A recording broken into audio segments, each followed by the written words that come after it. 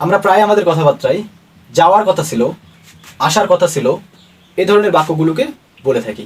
এই ধরনের বাক্যগুলোকে আমরা ইংরেজিতে কীভাবে বলতে পারি?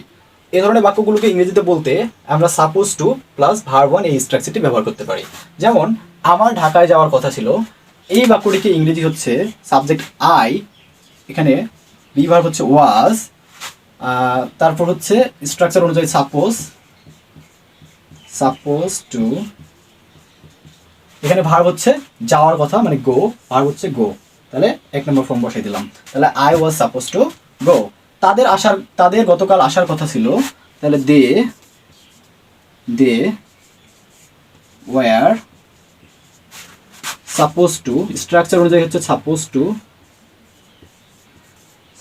টু, এখানে ভার্ব হচ্ছে কাম, তাহলে সাপোজ টু কাম গতকাল ইয়েস্টারডে। এই একটি স্ট্রাকচার ব্যবহার করে আমরা শত শত ইংরেজি বাক্য বলতে পারবো।